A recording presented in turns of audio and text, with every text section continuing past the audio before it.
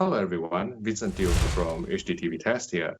I am on a Skype video call with my colleague Adam Fairclough, who is also known as Evil Boris online.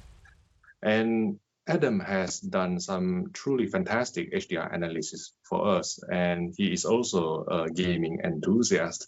And today we're going to discuss the sort of shocking revelation this week that LG's 2020 TVs, including their C10 OLED, don't actually have the full 48 gigabits per second of HDMI bandwidth.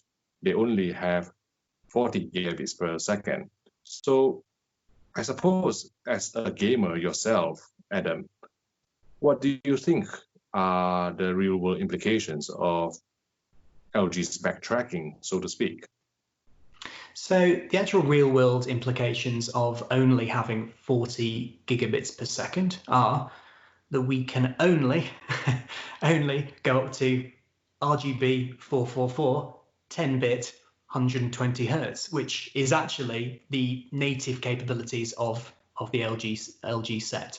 I think there's been a little bit of upset there that maybe people wanted to be able to send it a 10-bit signal, a 12-bit signal, or even, maybe even higher resolutions. But ultimately, the actual signal that we're pushing through to the TV will be the very best it can be for that display. So the actual real-world implications of this revelation are fairly negligible, I would say, if not, moot. Yeah. But I think there has been quite a bit of uproar among not only the AV enthusiast community, but also the gaming community over this whole issue. I think, in a sense, there's probably a sense of betrayal, being betrayed here, because all along, every one of us thought that since last year's LG C9 supported the full 48 gigabits per second of bandwidth, the C10 would naturally support it as well. And certainly we had no indication whatsoever up until this week that the bandwidth is limited to 40 gigabits per second. So even, let's say, journalists like myself, when we were at CES, we were shouting from the rooftop. LG themselves were shouting from the rooftop that they had the only sets that could support G-Sync VRR HDMI 2.1, and we naturally all assumed that their HDMI 2.1 meant 48 gigabits per second, but it turned out that it only meant 40 gigabits per second. So from that point of view, I think, I sort of feel used, which is quite common. But I think the real implications, if from what you're saying, is not that drastic, then people should calm down a bit. But maybe on a certain level, I really applaud LG for being so honest about it. From a PR perspective, they could have done what some other manufacturers, I won't name any, could have done. They could play a really vague game, say that, we don't comment on such issue.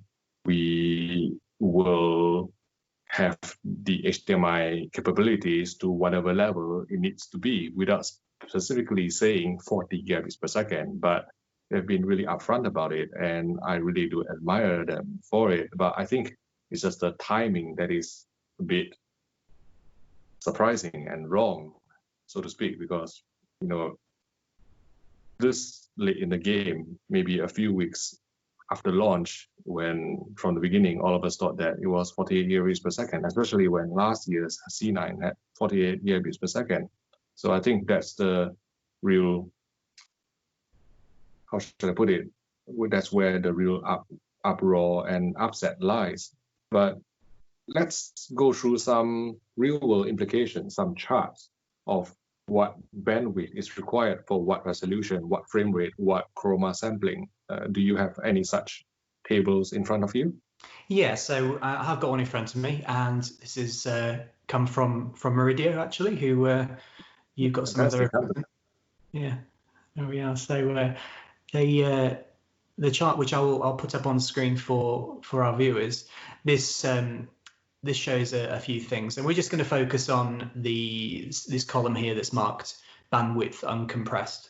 And on the kind of current generation of HDMI 2.0 B, are we on with that? Yeah. The bandwidth limitation of those is 18 gigabits per second. So in order to send a 4K signal out to the display, we have some limitations in place. So you'll see here on the chart that with 18 gigabits per second, we have to send out a 420 or a 422 signal for 60 hertz content if we're sending 10-bit, which is ideal for HDR. HDMI 2.0 will let us send it as 8-bit, but that is kind of suboptimal, and actually that suboptimal part's been removed for HDMI 2.1, so you can no longer do 8-bit HDR actually. So currently, we've been limited in terms of frame rate and chroma subsampling. So even though we've got PCs and games consoles that are quite capable of delivering higher frame rates, the HDMI bandwidth has restricted us from doing so, and that'll be a pain that PC gamers feel, who are maybe trying to use their fancy 2080 RTX cards to run at very, very high frame rates, and ultimately you have to cut back on the resolution in order to get that through. So that's kind of where we are at the moment. Now, the thing with HDMI 2.1 is that we have significantly more bandwidth, so we don't have to use as much chroma subsampling. We can now go to we can go to 444 or RGB if we want to call it that, and we can do that in 10 or even 12-bit with a full bandwidth HDMI 2.1. The only part that we're going to be missing, you'll see this from the chart here, is that we won't be able to do that 444 12-bit on our 10-bit panels. So it's not really a big loss there, because there's we've got 10-bit native panels, so actually we can't make it show anything that it's not capable of displaying. So the real world implications are that if we've got a display that is 4K in spatial resolution, it has the capability to show one of 1024 different steps of brightness for any pixel, which is the 10-bit signal, and we're able to refresh that screen 120 times a second. If that is the native capability of that panel, we can feed it data. We can feed the C10 that data, and it can display at its maximum capabilities.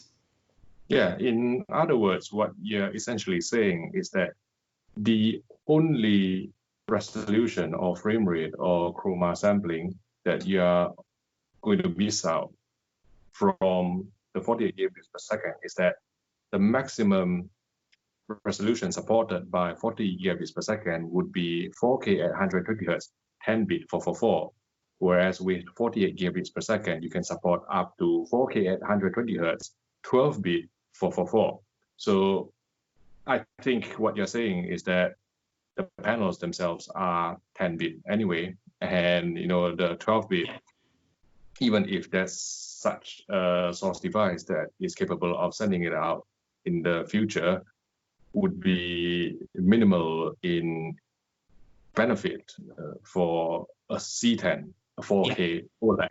Okay. And even I think if there was 12-bit source material, which there kind of is in some places with Dolby Vision, but not very often. Even if there was 12-bit content and we were wanting to play that on a 10-bit display, that that dithering or that process of compressing that data into a 10-bit signal can happen on the source device, and it can still be then transmitted as that 10-bit signal. So there's even in that situation, there's no real no real loss as such to speak of. Now, I think there is there's another part to this story which hasn't really been touched on. I think that the timing of all of this is kind of a bit funny for me, because I was just in the process of putting together a video of talking about HDMI 2.1 and what does this mean. And I think one of the things that consumers have really struggled to understand with HDMI 2.1 is that it is a selection of optional kind of feature sets that fall within a specification. If something is HDMI 2.1 certified or compatible or supported, all that really means is that it can talk to any other HDMI 2.1 device, and all of those devices can understand which things it is that each one of those devices is actually capable of doing. So, you know, we know that the HDMI 2.1 specification supports 8K, it supports up to 10K with its 48 gigabits per second bandwidth, but there's no expectation there that we're gonna play that on our 4K displays, and we've seen similar kind of expectations around a VRR. It's a big one in the gaming world. That there is an expectation that if something says it has HDMI 2.1, that means it must have VRR, and obviously we know that is not the case either. So this bandwidth issue it's an extension of this. There's nothing that says if something is HDMI 2.1 compatible, it has to have 48 gigabytes per second. It can just go as far as that if necessary. But there is something else here, and we'll bring up the chart again in a second. But HDMI 2.1 supports some other changes in technology which weren't present in previous versions. And this is something you're very familiar with from your professional calibrations, I'm sure. But the new component for HDMI 2.1 is something called DSC, which is display stream compression. And essentially what this allows HDMI 2.1 devices to do is to create a lossless compression to the data, which is visually imperceptible. That basically means that we can compress things by up to 3:1 in ratio. So I'm going to bring up this chart here that kind of shows this in a little bit more detail. So here we can see that with the DSC compression applied, in order to send through a 444 10-bit or even a 444 12-bit signal, we actually only need 18 gigabits per second of hardware bandwidth in order to do that using this new technology. So there's a little bit of a question mark still. I think you've got a better idea of this.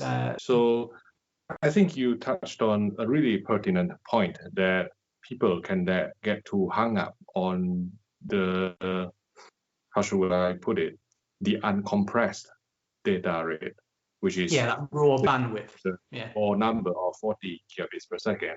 But as you correctly mentioned, there is also this technology embedded within HDMI 2.1 that allows for a significant amount of compression, and the DSC bandwidth can be totally separate from the uncompressed bandwidth. So since you are looking at a chart from Meridio, I thought that I would bring up this Meridio 7G signal generator that I just got. It is a really fantastic device. And what it does, if I can actually switch it on, well, it's connected. I don't know whether viewers can actually see it. So it's a reasonably powerful device. So it's got a fan noise and stuff. I'll just switch it off. But what I wanted to say is that I used this device to read the edits of a few TVs that I had here for testing and reviewing. And one of them was the Samsung Q80T. And I managed to find out, I'll put up the photo or the screenshot in this video.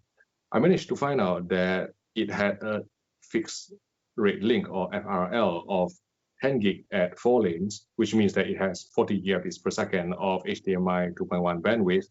But also, interestingly, it has a DSC rate of 6 gigs at 4 lane, which means that it actually supports DSC up to a bandwidth of 24 gigabits per second.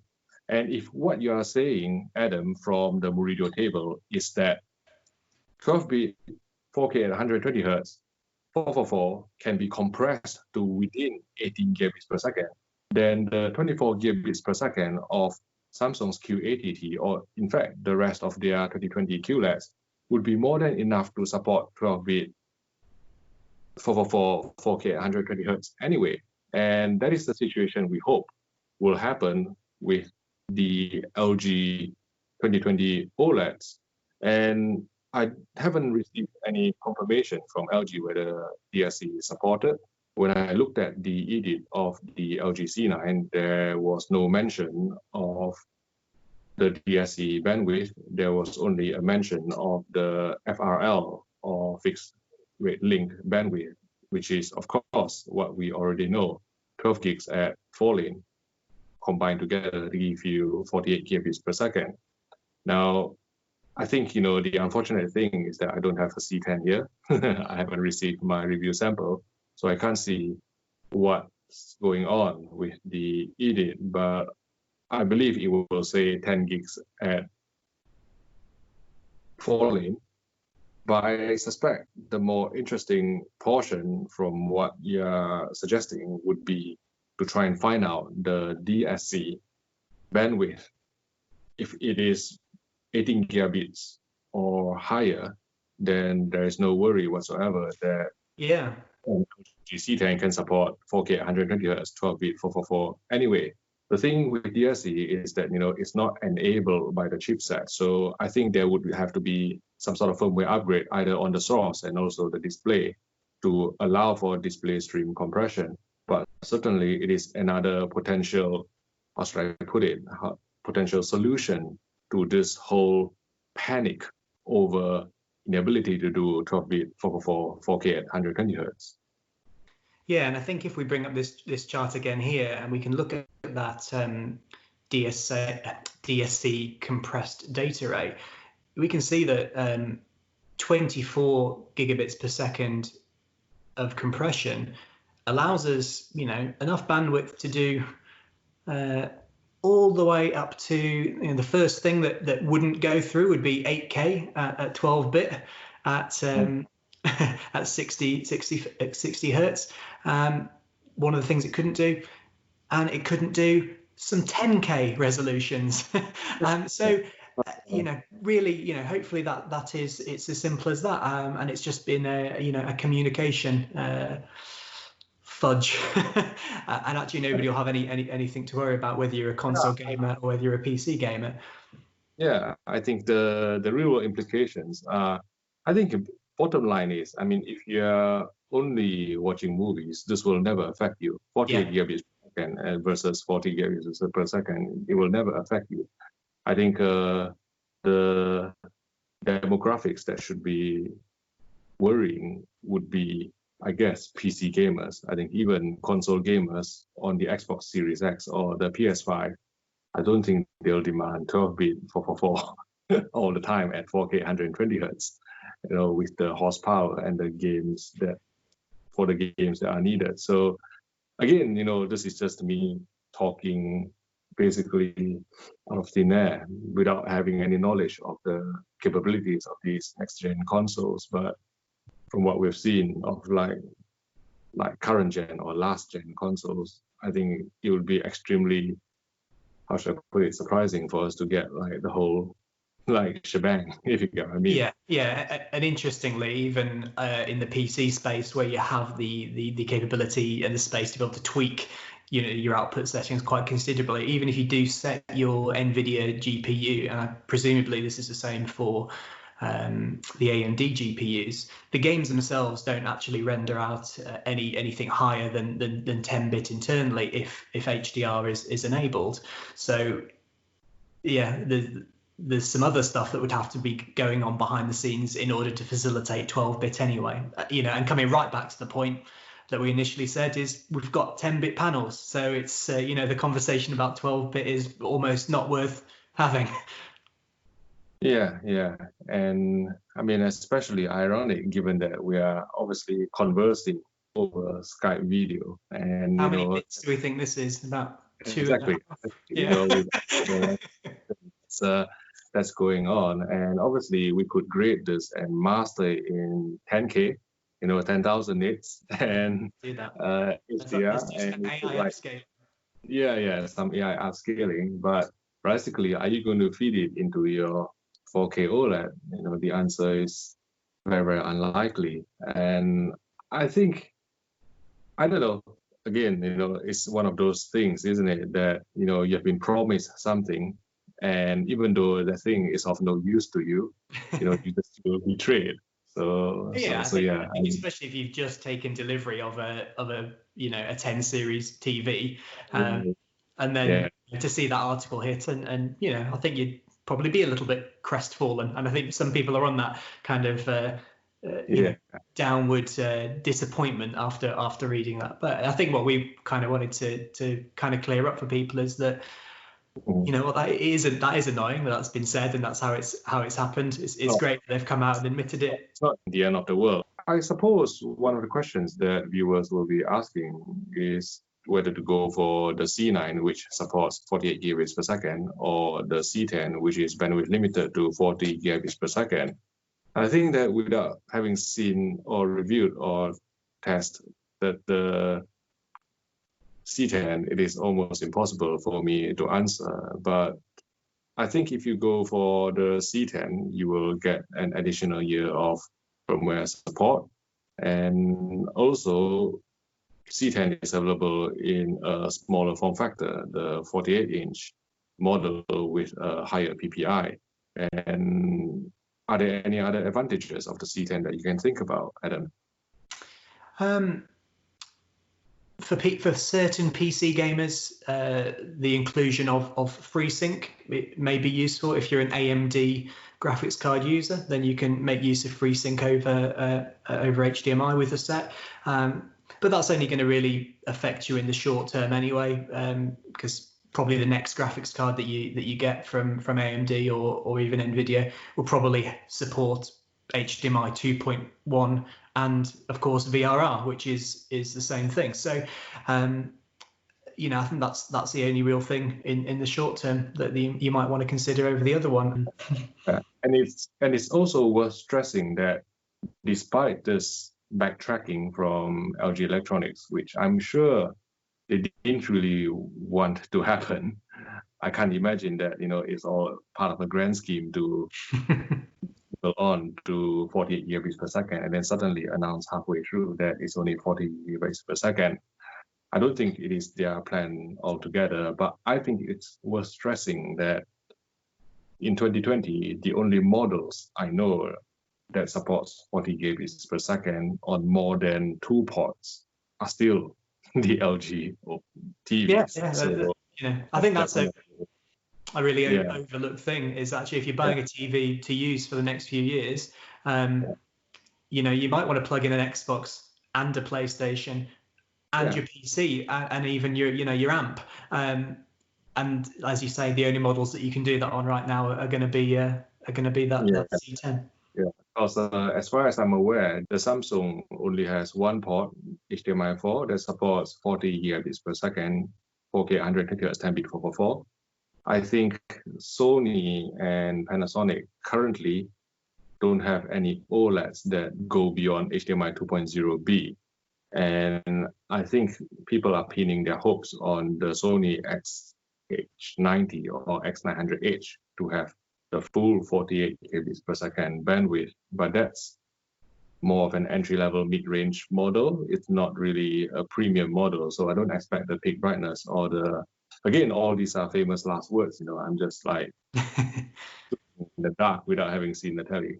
But I don't think they will have the peak brightness or the local dimming zones of, say, higher-end sets. And what are other people doing? Let's say TP Vision Philips, they are still sticking with 2.0B. And the interesting ones would be the American sets that we can't get hold of. Basically, the Vizios and maybe some TCLs. Maybe they would have more support beyond HDMI 2.0B. But again, until the sets are physically in the market, no one really knows. It's all really up in the air, isn't it? So yeah, and it makes you wonder whether actually having seen the Samsung Q80T and then the C10s from this year, and seeing that they both support 40 gigabits per second, And and the conversation that we've just had, that actually if you have a 4K display that is 120 hertz, you don't really need more than that. Is this going to be something that we see on the majority of displays, that this is the internal cap? Because I think that question is going to be, if there's a cost implication for manufacturing that TV to have that extra 8 gigabits per second, and it's only really good for 8K sets and 10K sets, in terms of what it does. Would TV manufacturers, will they choose just to go with that 40? I suspect that might be something that we see. This might just be the beginning of a pattern. So, is there anything else that you would like to cover then through this discussion? I think we've covered basically just the real world implications of 40 gigabits per second versus 48 gigabits per second. We've covered DSC, and we've covered sort of like the sense of betrayal among the general enthusiast community over this sort of backtracking. The way I see it is, if don't show a gun if it's not loaded. So that's don't claim like the full bandwidth if it's not true 40 gigabits per second, but it is what it is. And I don't know, do you think the C9s will fly off the shelves? I think they're more likely to run out of the C9 rather than everybody stops buying C10s. They must be running dry on those 9 series models now. Yeah, I'm sure it's looking that way, isn't it? So yeah, but yeah, I'm keeping hold of at least one sample of C9 here, as I see you are, just because basically action speaks louder than words, isn't it? But I'm keeping in mind, because I'm not really that big a gamer. I barely even find time for gaming, so I'm just keeping it just to benchmark against the C10. And once I benchmark against the C10, I'll probably just offload it somewhere. So yeah, I think that's the only reason I'm keeping the C9 at home. Excellent. So yeah, I think that's kind of the bulk of the things that we wanted to talk about.